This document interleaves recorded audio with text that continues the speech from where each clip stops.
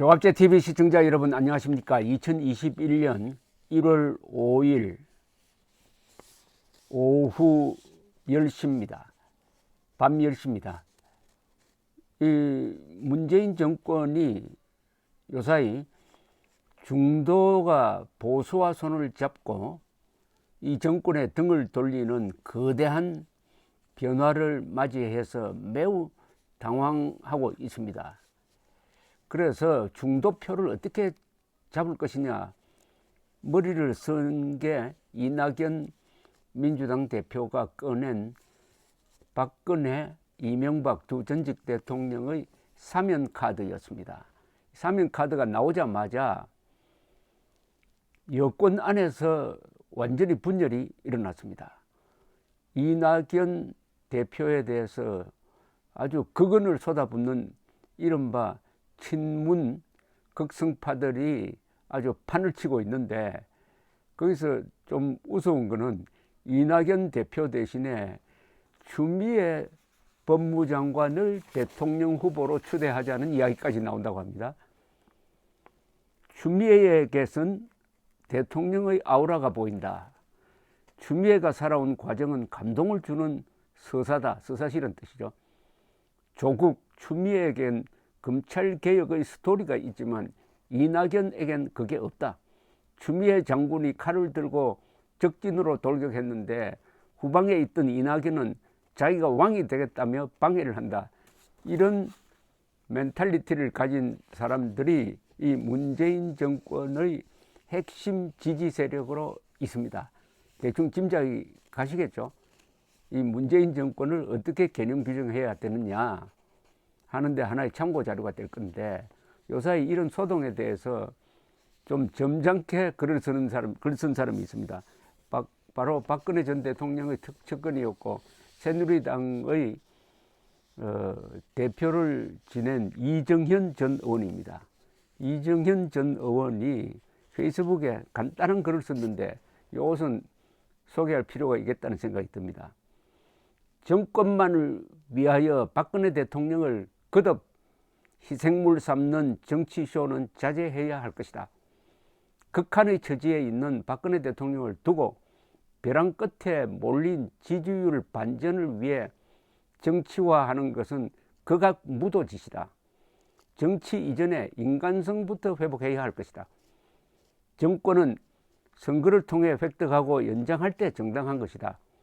박근혜 대통령 사면이 필요할 때 뺐다 넣었다 하는 이낙연 대표, 문재인 대통령 지갑 속의 카드로 보이는가? 박근혜 대통령은 역사다. 역사를 정치 사기에 더 이상 이용하지 말라. 짧지만은 핵심이 다 들어 있습니다. 이 말이 참 가슴을 칩니다. 박근혜 대통령 사면이 필요할 때 뺐다 넣었다 하는 이낙연 대표, 문재인 대통령 지갑 속의 카드로 보이는가? 인간성부터 회복하라. 이 말은 간단하게 이야기하면 인간이 되라는 것 아니겠습니까? 정치 이전에 인간이 되라. 지금 박근혜 전 대통령과 이명박 전 대통령이 감옥에 가야 될 이유가 뭡니까 도대체? 특히 박근혜 전 대통령이 그 누구한테도 돈 한 푼 받지 않았는데 어떻게 징역 20년이 가능합니까? 20년 이상입니다. 몇 년이 됐다가 줄었다고 하는데 하여튼 20년 이상입니다. 그러면 감옥에서 죽으라는 이야기거든요. 이런 선고를 한 판사가 우리 같은 하늘 밑에서 대한민국에서 살고 있다는 게 참 끔찍하다는 생각 안 드십니까? 전직 대통령에게 징역 20년 이상을 선고할 수 있는 판사가 있다 이겁니다. 한국에. 박근혜 전 대통령이 현직으로 있으면서 권력을 이용해 가지고 돈 한 푼 안 받았다고 하는 것은 가장 깨끗하다는 이야기입니다. 과거의 대통령들 한번 보십시오. 그리고 대통령으로 물러나서 비자금 꼬리가 계속 붙어 다니고 있는 그런 사람 있지 않습니까? 한번 보십시오. 박근혜 전 대통령이 개인 목적으로 돈 한 푼 안 받았다. 이걸 보면은 징역 20년 이상의 선고가 어떻게 도대체 나올 수 있느냐. 정치재판도 이런 정치재판이 없습니다. 그런데 그것도 억울한데 이제 풀어주는 것까지도 정치적 계산으로 한다. 박근혜 대통령 입장에서 그 문제를 생각해야 그게 진정한 인권 변호사가 할 일 아닐까요? 문재인 대통령이 자칭 인권 변호사라는데 재소자 인권은 어디 가고, 북한 주민 인권은 어디 가고, 탈북자 인권은 어디 가고, 박근혜 이명박 인권은 어디로 가출을 했습니까? 그러니까 이정현 씨가 박근혜 대통령은 역사다라고 개념 규정을 정확하게 했습니다. 역사를 정치 사기에 더 이용하지 말라. 박근혜 대통령 4년 연은 이게 역사입니다. 지울 수가 없어요. 박근혜 대통령 시절에 대한민국은 발전했습니다. 아니 그때 북한 인권 문제를 최초로 유엔이 조사를 해가지고 2014년에 인권 보고서를 유엔 차원에서 만들었습니다. 박근혜 대통령이 적극적으로 지원했습니다. 이게 북한 인권 문제를 국제사회에서 다루는데 중요한 하나의 바이블이 됐습니다. 통합진보당을 해산시킨 것도 박근혜 대통령입니다. 그리고 좌익들이 대한민국의 얼굴에 침을 뱉는 그런 교육을 하는 데 대해서 역사 교육을 바로잡겠다고, 교과서를 국정화해서라도 바로잡겠다고 나섰던 사람이 박근혜 대통령입니다. 그리고 박근혜 대통령 시절에 한글 전용어로는 문제가 있다. 이제 한자도 같이 가르쳐야 되겠다라고 했던 사람이 박근혜 대통령인데, 이 교과서 문제와 이 한자 교육 문제는 이 정권이 들어서고 나서 백지화가 되고 말았습니다. 역사에 대한 범죄입니다. 이게 범죄입니다. 자, 그런데 역사를 지울 수가 있습니까? 역사는 지울 수가 없어요. 하나님도 역사는 바꿀 수가 없습니다. 과거를 바꿀 수 있는 사람은 아무도 없습니다. 미래는 열심히 하면 바꿀 수 있어요. 현재도 바꿀 수 있어요. 그러나 과거는 바꿀 수가 없습니다. 그러니까 박근혜도 역사고 이명박도 역사입니다. 그 두 사람을 감옥에 보내도 그 두 사람이 만들어낸 역사는 아무도 부정할 수가 없습니다. 그것은 대한민국 70몇 년 동안에 우리가 이어간 역사입니다. 역사는 엄숙한 겁니다. 역사는 정권과 달라요. 역사는 역사입니다. 역사는 다시 쓸 수 없는 겁니다. 역사는 해석만 달라질 뿐입니다. 해석만.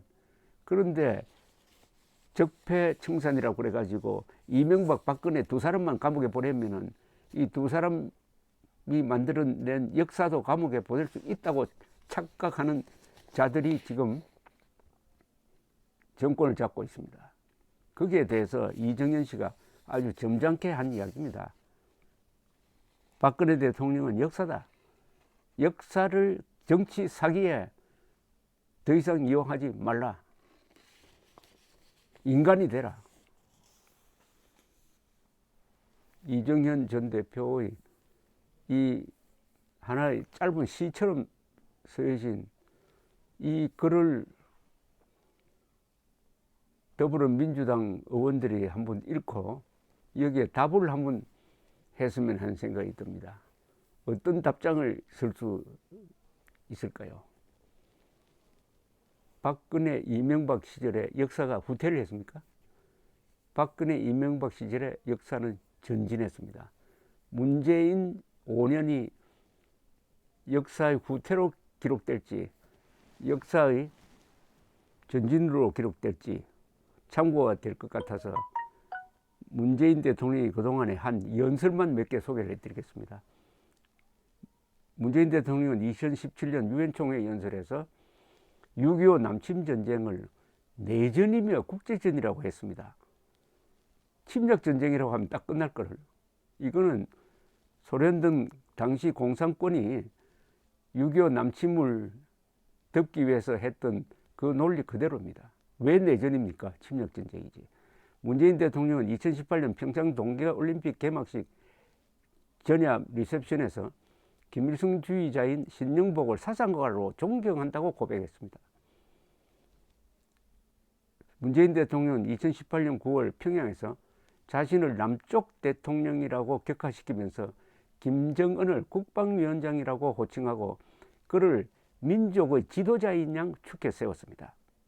요거는 헌법 제3조 위반입니다.